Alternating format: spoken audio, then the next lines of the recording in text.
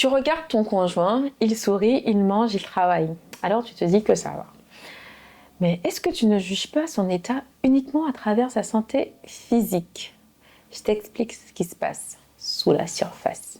Son corps tient debout, ok, il a repris son train-train quotidien. Mais ce que tu ne vois pas, c'est tout ce qu'il porte à l'intérieur. Le deuil ne se lit pas toujours sur le visage. Ce n'est pas parce que quelqu'un sourit que tout va bien. Ce que tu vois, c'est ce qui est visible.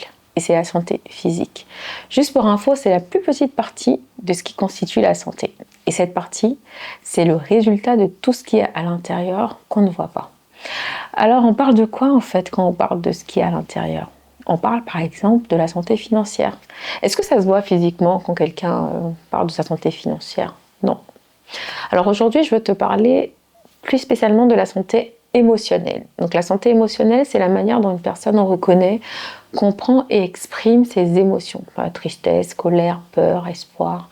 La santé émotionnelle fait partie de la santé mentale.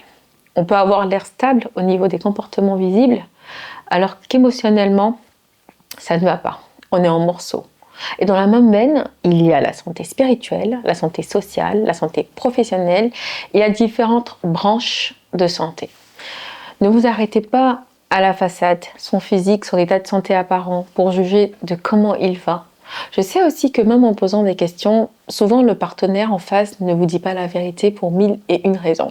Il veut paraître fort, lui-même il ne sait pas souvent ce qui lui arrive. Ce que je veux, c'est que vous soyez conscient, même en couple, qu'on peut se sentir seul face au deuil.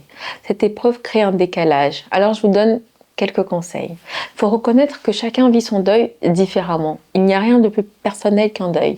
Le pire serait de comparer ou de juger, même avec vous.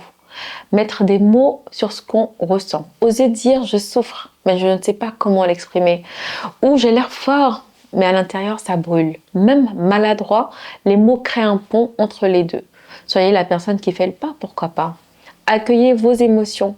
Pleurs, colère, culpabilité, au lieu de les refouler. Elles finiront par revenir d'une manière incontrôlable et seront plus violentes. Ce n'est pas la meilleure manière de faire. Un autre conseil, c'est chercher de l'aide et surtout accepter cette aide. Que ce soit votre conjoint qui veut vous aider, quelqu'un de l'entourage, validez cette aide, déchargez-vous.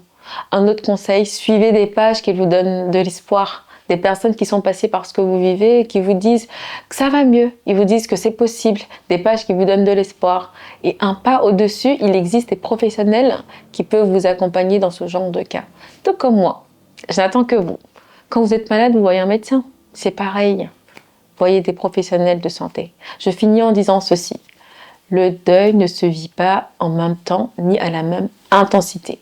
L'important, c'est de rester côte à côte, même si on avance différemment. Octobre est aussi bleu.